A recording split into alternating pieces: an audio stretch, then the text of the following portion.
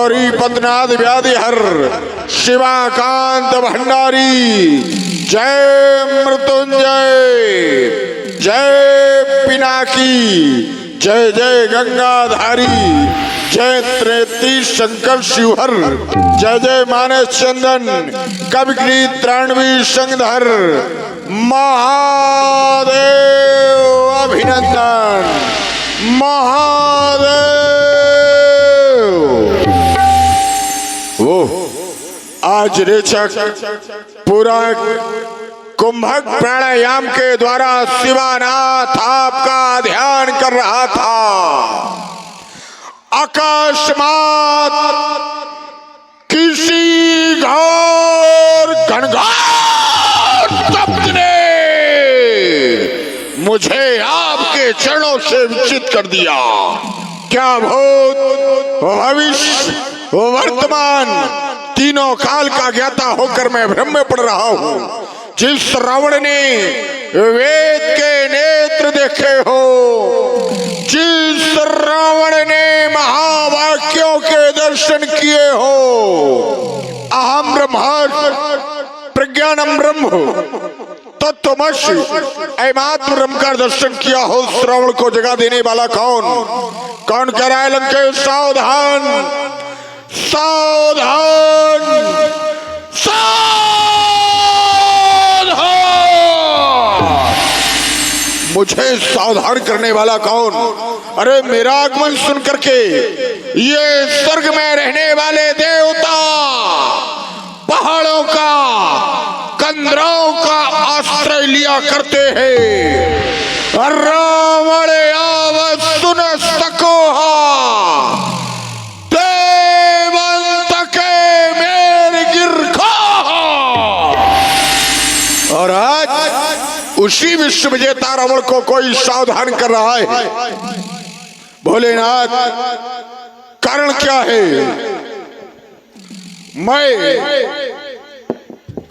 मैं जिस समय करता शंकर प्रियंकर आपका पूजन, उस समय आपके पूजन से ये कैसा सहसा उच्चाटन, हे आस्तोष अपराजित अघहर, आज मेरी कुछ समझ में नहीं आ रहा।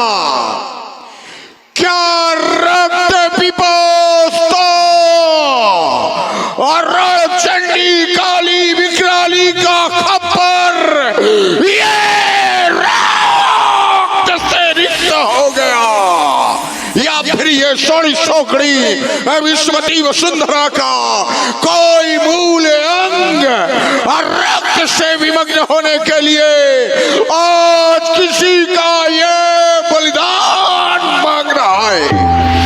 मेरी एकाज्ञा पर शांति मुद्रा में खड़ी हो जाने वाली योगिनियां आज अत्यंत अनहद नाद करती हुई ये दसों दिशाओं में स्वच्छंद विचरण करने का विचार कर रही है। ये पवन का पलायन आज झंझासा रूप धारण करके महाप्रलय के संकेत क्यों दे रहा है? शिवानाथ, कारण क्या है? ज्ञात करावे, ज्ञात करावे। ओम नमः शिवाय, ओम नमः शिवाय, ओम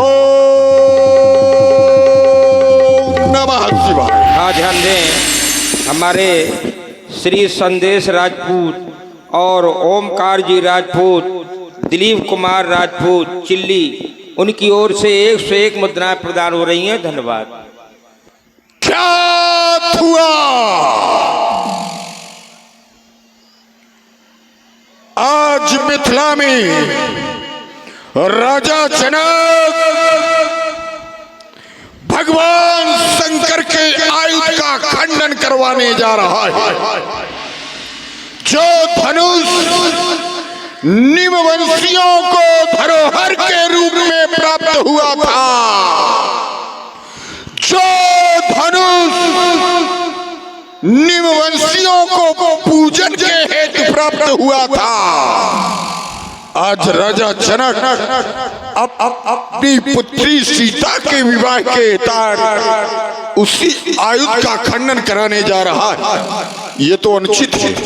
हमारे रहते हुए भगवान शंकर के आयुध का अपमान होना असंभव। मैं अति शीघ्र ही मिथिला की ओर प्रस्थान करूंगा। ये दत्त दत्त हो ठीक हो जय अम्बलो। अरे प्रण मिथिलेश बैठाना है, निपटना शंख शिव तांडव को, प्रांगण प्रलय में भूदेश को प्रलय रूप जाना है। करस करसकार मुखधारी की वो अनंत गतिमाना है। अरे ओ राजा चलो, तेरा कनकताज खिसकाने के हेतु ये लंकाधीश रणराना है। हर हर हर हर हर हर महादेव। और हमारे सूरा महाराज जी आपकी ओर से 51 पत्र पुष्प मुद्राएं। हमारे राम बाबू जी जो धवल से पधारे हुए हैं, बड़े ही अच्छे अभिनेता बाणासुर जी के, सुनेंगे देखेंगे। खोलो पर्दा। ओम नमः शिवाय। ओम नमः शिवाय। ओम नमः शिवाय। ओम त्र्यंबकं यजामहे सुगंधिं पुष्टिवर्धनम् उर्वारुकमिव बन्धनात् मृत्युर्मोक्षी अमृतः। जय जय जय शिव शंकर, जय जय जय अखिलेश्वर, जय जय जय शशि शेखर, जय जय जय भूतेश्वर, पार्वती पति हर हर हर महादेव। हे भूत भवन भगवान शंकर, आज आपका यह दास, यह बलिपुत्र बाड़े साहब के चरणों में अपना ध्यान समर्पित कर रहा था। अचानक आपकी समाधि से ध्यान विलग होने का कारण क्या है शिवाकांत? आज बार बार मेरा यह मनमानस उस मृत्यु लोक की ओर खिंचा चला जा रहा है जिसे मेरे पिता बलि ने वो दान में दे दिया था। तो क्या उस पावन वसुंधरा में फिर किसी पापी पाखंडी का अत्याचार, पापाचार, ये अनाचार आज अपनी चरम सीमा पर है, जो वो पृथ्वी आज भुजाएं फैलाकर वो बाणासुर से वह पावन वसुंधरा आज हमसे ये दया की भीख नहीं, ऐसा नहीं हो सकता।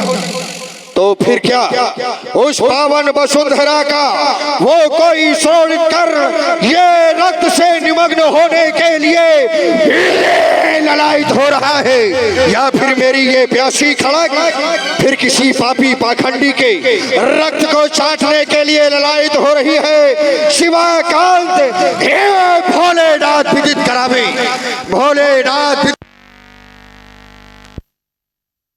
सावधान सावधान शब्द की प्रवृत्ति करने वाला कौन है? वो सिंघनी का सपूत जो आज बाणासुर को युद्ध में ललकारने की चेष्टा कर रहा है। क्या वो मेरे भुजाओं के बल से परिचित रही जो अपनी मृत्यु को आमंत्रण दे रहा है? सावधान! ये कौन? अरे ये कौन कर रहा त्रास? किसने छोड़ी वो जीने की आस? ये कौन कर रहा त्रास? या आदि शक्ति ने शक्ति छोड़ी, या फिर वाहन उनका गुर्राया, या शिव ने नेत्र तीसरा खोला, या पड़ गया प्रभंजन का मंद प्रकाश। ये कौन कर रहा त्रास? भोलेनाथ विदित करावे, ये तूफान उठी आधी ये पत्ते के समडोल उठी क्यों? ये मेरी अचल समाधि। समाधि भंग होने का कारण क्या है शिवाकांत? ज्ञात करावे। ओम नमः शिवाय, ओम नमः शिवाय। कारण तो कुछ और ही है। कारण में पाया जन्मी जाकर दिव्य धरा में पावन परम पुनीता। हर्षित होकर नपति जनक ने रचो स्वयंवर सीता। राजा जनक ने अपनी पुत्री सीता का स्वयंवर रखा है। स्वयंवर में देश देशांतर के राजा महिपाल अवश्य ही। राजा जनक एक ज्ञानी राजा है और ज्ञानी राजा के माध्यम से उस भगवान शंकर के पावन आयुध के माध्यम से परमात्मा की खोज की जा रही है। हृदय से साधुवाद है तुम्हें श्रद्धाज, लेकिन ये कौन? आकाश मार्ग से जाने वाला कौन पुष्पक विमान? ये तो लंका के राजा रावण के पास है। तो क्या आज ये मिथिला की ओर प्रस्थान करेगा? अवश्य ही। ये स्वभाव से ही दुष्ट है, निशाचर है। राजा जनक ने सीता स्वयंवर को एक नाम यज्ञ का भी दिया है, और जहां पर यज्ञ होता है वहां पर ये जैसे दुष्ट पहुंचकर उपद्रव करते हैं। देखत यज्ञ निशाचर धावे, कराए उपद्रव मुनि दुख पावे। तो क्या ये लंकाधिपति रावण आज मिथिला जाकर सीता स्वयंवर में उपद्रव कदाप नहीं हो सकता। मैं खूब जानता हूं इसको। अरे जिस जगह आज ये जाएगा, ये मत में मत वाला रावण है, सब मनमानी कर दिखलाएगा। लेकिन हो जा सावधान, जब तक ये पाताल निवासी जिंदा है तो मनमानी ना करने पाएगा। करूं प्रस्थान मिथिला को, यही आज्ञा पुरारी की। न मेटूंगा कभी भी सुआयस उस गंगधारी की। चलना चाहिए मिथिला की ओर। बम विश्वनाथ, बम विश्वनाथ, बम विश्वनाथ।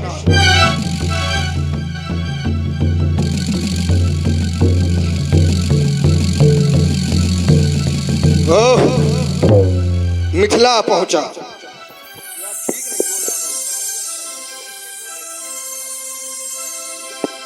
मिथिला पहुंचा। राजा जनक की बनाई हुई सुंदर समाज में दृष्टि पड़ती है विमल वेद का परिस्थापित भगवान शंकर के पावन पिनाक बलिपुत्र बाणेश का प्रणाम स्वीकार करें। साथ ही साथ वो देश देशांतर से आए हुए राजा महिपाल सभी मेरी घोषणा को कान खोल कर सुन लें। यहाँ पर सीता का स्वयंवर हो रहा है, एक कन्या का विवाह हो रहा है। और कन्या का विवाह हो रहा है तो इस बात का सूचक है कि यहाँ पर धर्म का कार्य हो रहा है।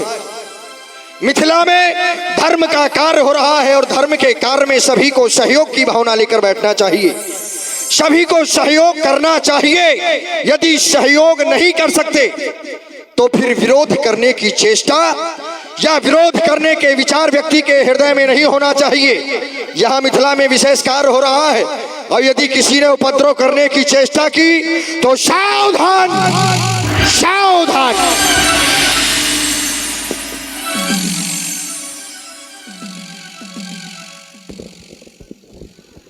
हर हर महादेव।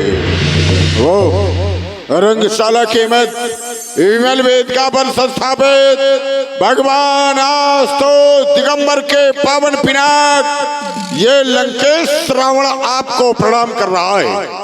देख रहा हूं मिथिला समाज में बड़े बड़े धर्माचार, बड़े बड़े ज्ञानी उपस्थित हैं, और इन सभी के बीच कुछ राजा कह रहे कि ये धर्म का काम है, ये धर्म हो रहा है।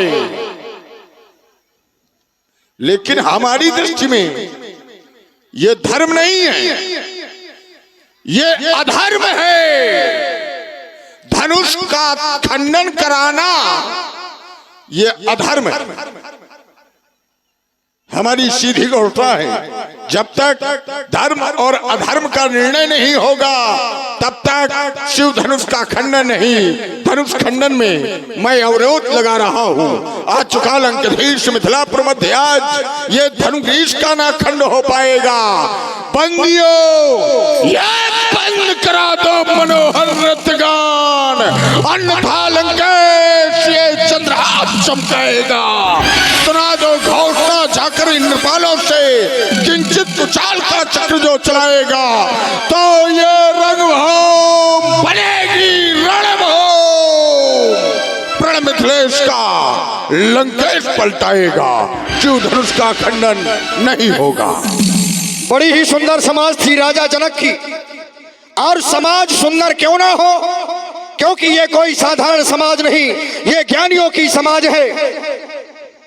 समाज में साधारण ज्ञानी नहीं, जिस समाज के लिए, जिस नगर के लिए कहा जाता है पुरनर नार सुभट सुचि संता, धर्मशील ज्ञानी गुणवंता, ऐसी ज्ञानियों की समाज में बड़ा सुंदर कार्य हो रहा था। और हमने घोषणा की थी कि यहां पर धर्म का कार्य हो रहा है। लंकाधिपति रावण का आगमन हुआ, इनकी भी घोषणा हो गई। पहले चलकर मिलना चाहिए, क्योंकि कुछ लोग होते हैं जो स्वभाव के वशीभूत होकर अपने कृत्यों को नहीं बदल सकते। उस कार्य से अपना कुछ लाभ भी ना हो और कुछ हानि भी ना हो, लेकिन विरोध करना स्वभाव बन जाता है। ऐसे लोगों के लिए ही तो कहा जाता है कि बैर अकारण सब काहूते, कोई कारण नहीं है लेकिन बैर फिर भी बढ़ाएंगे, स्वभाव के वशीभूत होकर चलकर मिलना चाहिए। वेदाध्यायी कंचन नगरी के सम्राट, लंका के भगवान, जय जय भगवान शंकर की। श्रोणपुराधीश बलिपुत्र बाण, जय जय महाकाल की। आपका आना हमें पहले मिलने का शिष्टाचार सीखो। ये थोड़ी कि किसी के सामने जाओ तो एकदम क्रोध में बात करो। अरे भगवान शंकर की जय बोल रहे हो, इतने आवेश कहो। इस समाज में तुम्हारा आगमन, हमसे वार्ता करने का कोई उद्देश्य? अवश्य उद्देश्य भी है, आगमन का उद्देश्य भी है। बिना उद्देश्य के कोई कार्य नहीं होता।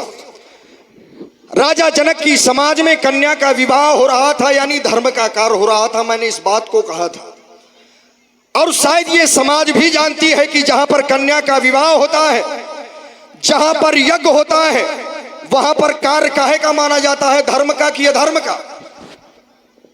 जहां पर यज्ञ हो रहा हो, कन्या का विवाह हो रहा हो, वहां पर धर्म होता है कि अधर्म?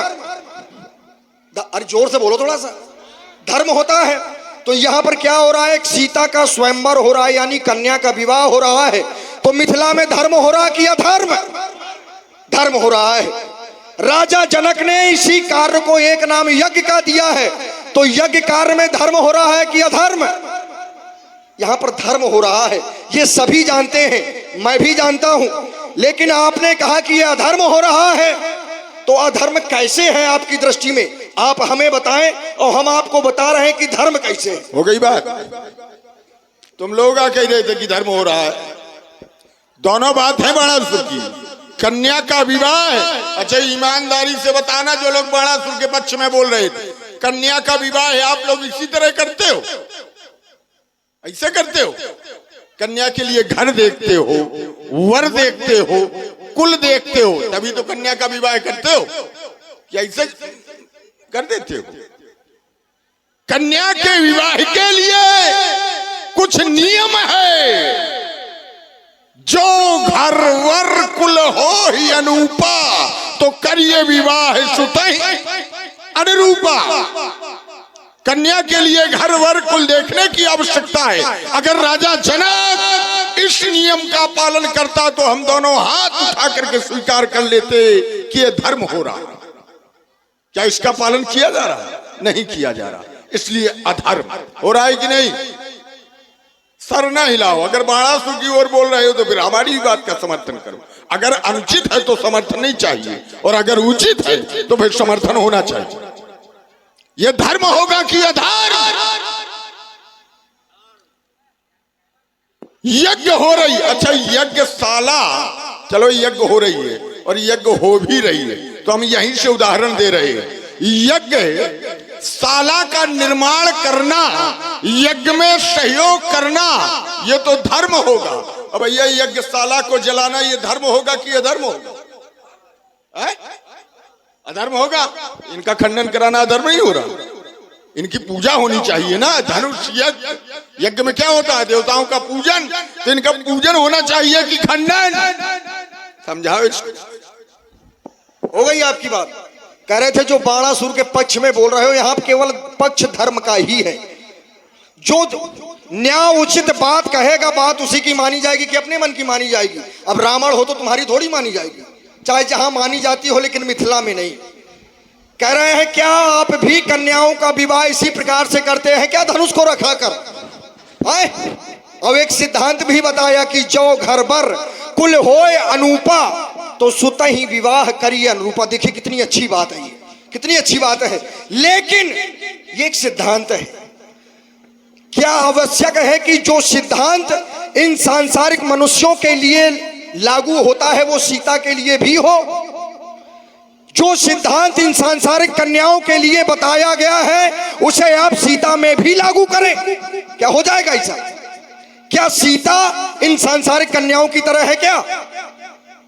इन सांसारिक कन्याओं के लिए है यह क्रम जो आपने बताया कि जो घर बर कुल ये सब अनुरूप होना चाहिए। ये किसके लिए है? ये सांसारिक कन्याओं के लिए है, ना कि सीता के लिए। फिर आप कह रहे हैं धर्म यज्ञशाला को जलाया जाए, तो यज्ञशाला को यहां कौन जला रहा है? किसी ने जलाया? विमल वेदिका रुचिर सवारी राजा जनक ने विमल वेदिका सजवाई, उस पर भगवान शंकर के पावन आयुध को स्थापित कर दिया। देखिए संसार में जो आया है उसे जाना होता है, लेकिन व्यक्ति अपने लक्ष्य की पूर्ति करके जो जाता है उसकी प्रशंसा इस संसार में होती है। सिद्धांत भी कहता है कि परहित लाग तजय जो देही तो संतत संत प्रशंसा देही। जो परस्वार्थ में अपने प्राणों का परित्याग करता है उसकी प्रशंसा ये संसार करता है, न कि निज स्वार्थ में। तो यहां धनुष के माध्यम से परस्वार्थ हो रहा है, राजा जनक भी परस्वार्थ कर रहे हैं। अब ये धर्म का कार्य है कि नहीं, अच्छा आप लोग बताओ, है? कितने लोग मानते हैं कि धर्म का कार्य? ईमानदारी से हाथ उठाना, उठाओ सभी लोग जो मानता हो कि धर्म का कार्य है। देखो हृदय से साधवाद है, अच्छे लोग हैं क्योंकि मिथिला है। हमें लगता है कि हमारी बात ना तो तुम्हारे भेजा में आ रही है और ना जो तुम्हारे पक्षधर हैं उनकी। थोड़ा बात को समझने के लिए मानसिक रूप से आप सभी को स्थित होना पड़ेगा। बात धर्म और अधर्म की है। हमने एक उदाहरण दिया था कि यज्ञशाला को जलाया जाए, यह धर्म होगा कि अधर्म? यज्ञशाला को नष्ट किया जाए, यह धर्म होगा कि अधर्म? धनुष को तोड़वाना, भाई धनुष क्या है? धनुष यज्ञ, धनुष एक प्रतिमा है जिसका पूजन हुआ और आज भी राजा जनक के द्वारा होता रहा। राजा जनक के पूर्वज पूजन करते चले आए और राजा जनक ने भी किया। तो पूजित वस्तु को तोड़वाना यह धर्म होगा कि अधर्म? जैसे आप अपने घर में किसी देवता की प्रतिमा को पूजो और उसी देवता की प्रतिमा को तोड़वाओ, तो मूर्ति को तोड़वाना यह धर्म होगा कि अधर्म? भाई बाणासुर की ओर से तो आप लोगों ने हाथ उठाया, अब ये बताओ मूर्ति को तोड़वाना धर्म है कि अधर्म? अगर धर्म है तो हाथ ना उठाओ, और अगर अधर्म है तो उठाओ। मूर्ति को तोड़वाना पुण्य है कि पाप? मूर्ति को तोड़वाना धर्म है कि अधर्म? यहां समझो बात को। देवराता यद तुम प्रसन्न मनसा शिवा ते इष्टि मत्वा चेति सर्वे मैथिलानवे वंशजा। देवरात को दियो हर्षित हृदय महेश और इष्ट मान पूजत रहे मैथिल सब नरेश। तो पूजित वस्तु का विनाश कराना यह अधर्म है। दूसरी बात, कन्या का विवाह, बोले ये लौकिक कन्याओं के लिए है। और सीता कौन है? सीता कौन? अब थोड़े थोड़े में हो और सीधे सीधे प्रहार हो, सीता को क्या माने हो? सीता साधारण कन्या नहीं है। ये तुम सीता सुनाओ, सीता कौन है? बोले जगदम्बा जानो सीता, सीता जगत की माता है। अगर जगत की माता है तो फिर पुत्री कैसे? जगदम्बा जी जानो सीता, ये भावना हो सकती है किसी की, लेकिन अगर सीता जगत की माता है तो फिर भैया माता का विवाह थोड़ी होता है। विवाह तो पुत्री का होता है कि माता का विवाह होता है। सीता कौन? हम तो ये जानते हैं तात जनक तनया या सोई और धनुष यज्ञ जही कारण होई। सीता राजा जनक की पुत्री है जिसके लिए धनुष यज्ञ हो रहा है। तो सीता है कौन? जनक की पुत्री है, इस बात को स्वीकार करते हो कि नहीं? सीता जनक की पुत्री है, लेकिन कैसे? क्या जन्म ना? सीता जनक की पालक पुत्री है। सीता जनक की पालक पुत्री कह रहे हो कि माता का विवाह कैसे? जैसे कि बहुत छोटी छोटी कन्याएं होती हैं जिन्हें नवरात्रि में लोग कन्या भोजन कराते हैं, देवी का स्वरूप मानते हैं। वही कन्या आगे चलकर बड़ी हो जाए तो क्या उन्हें उस समय माता माना जाता है? उनका विवाह ना होगा तब? भाई माता मान लिया तो काहे को विवाह करोगे? अच्छा भैया, कन्या भोज कराते हो कि माता भोज कराते हो? माता भोज नहीं। जाओ, आपको अपने मन की बात नहीं। अपने मन की बात नहीं भाई, बात थोड़े थोड़े में हो। तुम्हारी बात हो गई कि लोग नौ दुर्गों में नवरात्रि में कन्या भोज कराते हैं तो उन्हें माता मान। अच्छा भैया, माता मान के भोजन कराते हो कि कन्या मान? कन्या भोज हो रहा है, कन्या खिला रहे हैं। ये कहीं ना आया होगा कि माता खिला रहे हैं। हमारी बात कन्या की है। तात जनक तनया या सोई। सीता राजा जनक की पुत्री है या नहीं, चर्चा यहां करो।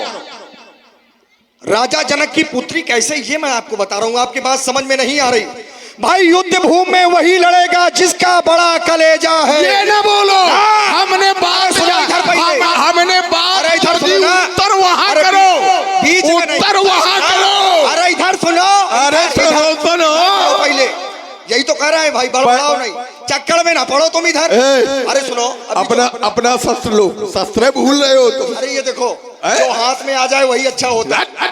बेमतलब की बात ना करना। इधर सुनो, युद्ध भूमि में वही लड़ेगा जिसका बड़ा कलेजा है। अब बातें उतनी वही करेगा जिसके जितना भेजा है। मैंने कहा कि सीता जगत की माता है और जगत की माता का विवाह क्या इन सांसारिक राजाओं से नहीं हो सकता? फिर आप कह रहे हो कि मैंने सुना है कि तात जनक तनया यह सोई, तो ये कह कौन रहा है? और वास्तविकता क्या ये है क्या जो आप बता रहे हैं? क्या सीता वास्तव में जनक की ही पुत्री है? सीता जनक को प्राप्त हुई है तो जनक के कुछ कर्तव्य हैं जो राजा जनक कर्मों का पालन कर रहे हैं। अरे सीता प्राप्त, अब सुनो, रुक जाओ आपकी बात रुक। देखो, किसी भी बात को इस तरह ने निपटा लो।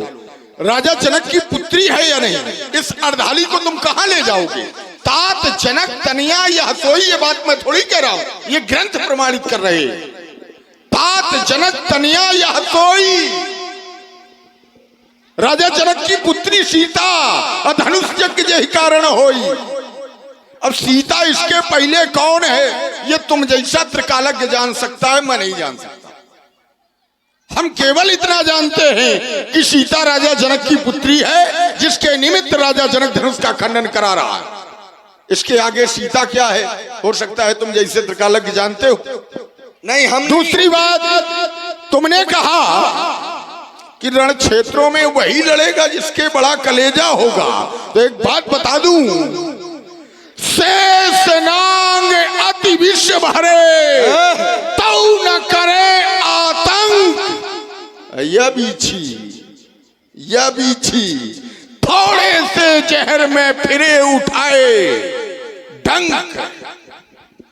ठीक है, धनुष तो नहीं टूटेगा, तुम्हारे कहने से ना टूटेगा। अबे जिसकी मैया ने दूध पिलाया वो धनुष में हाथ लगा के दिखाए तो जो भी धनुष में हाथ लगाएगा काट के फेंक दूंगा यही। तो ऐसा करो। कैसा करो? पहले हमरे तुम्हार हो जाए।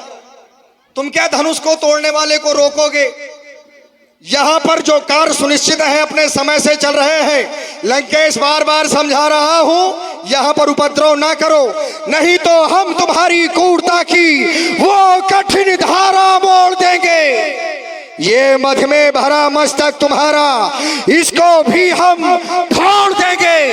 ये पर नारियों की हरण करने की, अरे ये पड़ गई जो आदत तुम्हारी, तो कोई नारी ही बनेगी। ये मृत्यु का कारण तुम्हारी सौभाग्य की सीरध्वज तुम्हें अरे ब्राह्मण समझकर छोड़ देंगे, लेकिन हम तुम्हारी क्रूरता की वो कठिन धारा मोड़ देंगे। अब नहीं धनुष कर्षण होगा, अब नहीं धनुष कर्षण होगा।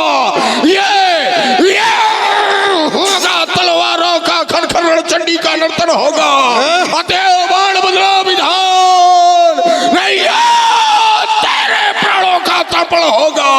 अब नहीं धनुष कर्षण होगा। तो ये आज धनुष कर्षण होगा, यदि नहीं धनुष कर्षण होगा तो ये चमचम चमकेगी ये चंद्रहास और ये बाणों का वर्षण होगा। ये आज धनुष कर्षण होगा, ये लोठों के लग जाए ढेर और रणचंडी का नर्तन होगा। ये आज धनुष कर्षण होगा। अब नहीं धनुष कर्षण होगा। ये लगेगी अंबर में अंगारों का वर्षण होगा। अब नहीं धनुष कर्षण होगा। ये धस के अंबर, धस के अवनी विदित दिशाओं में लग जाए आग, वारिद में डूबे सूर्य चंद्र छा जाए विश्व में अंधकार। धनु खंडन करने वाले को, धनु खंडन करने वाले को ये शिव को अर्पण होगा। अब नहीं धनुष कर्षण। ये लो, ये खुला वक्ष, ये खुला वक्ष तुम करो बार। ये मिथिला में होगा बुरा हाल, दिखला लो जोर जवानी का। और हो छाती में बाल अगर हया को, अरे हो छाती में बाल अगर तो ये झेलो वार कपाली का। अगर अकेले डर लगता हो तो ये लंकापुर ये संदेश पठा दे। ये बेटा मेघनाथ बुलवाले भाई कुंभकर्ण जगवाले, फिरना कहना सबर नहीं थी, ओस बाणासुर को खबर नहीं थी। अरे हाय हाय कुछ करना पाया उस बाणासुर बलशाली का। आओ हो छाती में बाल अगर तो फिर झेलो बार कपाली का। छाती में बार तो इतने हैं कि उर दिग्गज जाने ही कठिनाई, जब जब फिरे जाए बरियाई। जिनके दसन कराल न फूटे तो उर लागत मूलक यूं टूटे। सब सब कहीं का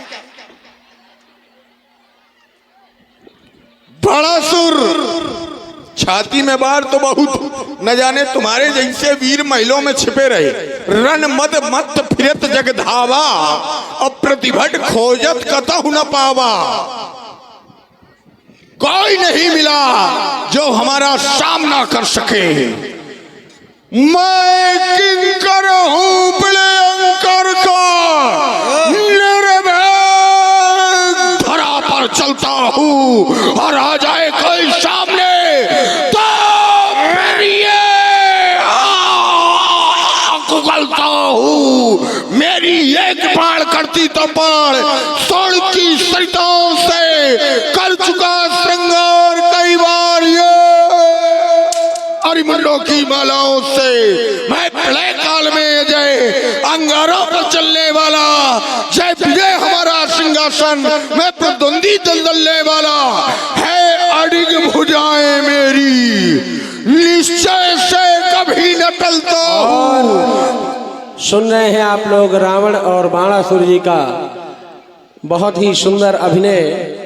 प्रभावित हुए हमारे अरुण तिवारी जी, ब्रह्म विचार मंच राठ हमीरपुर, महामंत्री चिल्ली व डॉक्टर ज्ञानेंद्र सिंह जी चिल्ली राठ हमीरपुर, दोनों बंधुओं की ओर से 50-50 मुद्राएं भेंट हुई हैं।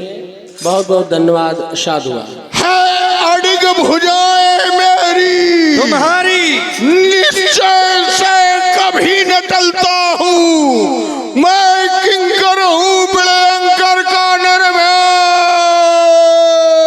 धरा पर चलता हूँ। ये कटी कटीली कंठन के काड़वे को ये कर्मे कृपाण काट से विकराल है। ये कहो, अरे कहो कार आकर तब तज करोगे क्या? अरे ये करिहो बरबंड, ये पार सभा माही दे दंड, ये खंड खंड कर दूंगा तेरे बीसों भुजाओं को। तू और क्या? इतना भुजाओं में बल है?